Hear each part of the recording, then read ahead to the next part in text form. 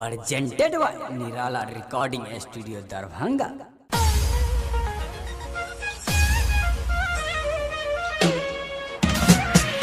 अखन अहाँ सब सुनि रहल छी निराला म्यूजिक के शानदार प्रस्तुति अजय मलमल presented by Nirala Music Darbhanga। ये छौरी मारले तू हमारा जे कनखी उहा देखी के मन गेलौ सनकी। गे छौरी सुन ने ये छौरी मारले तू हमारा जे कनखी उहा देखी के मन गेलौ सनकी। गे छौरी तोरा रोड पर जे चुम्मा हम ले लियौ तकिए अपना बाप के कही देलही। गे छौरी तोरा रोड पर जे चुम्मा हम ले लियौ तकिए अपना बाप के कही देलही। बाप के कही देलही।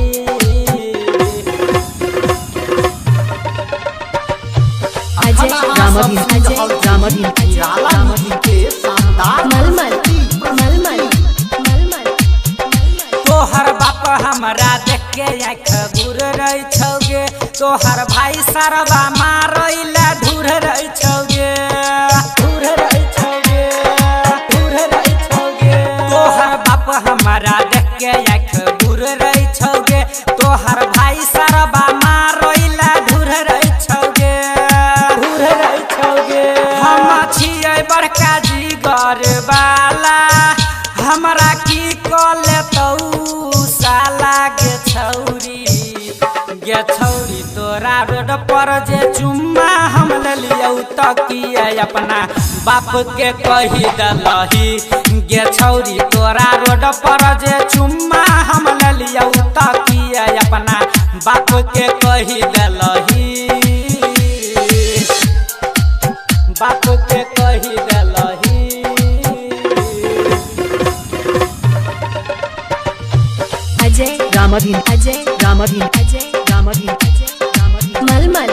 मलमल presented by Nirala Music Darbhanga। कहो मुखिया सरपंच के करबै खबर तोहर बाप बोलै छै लबर लबर।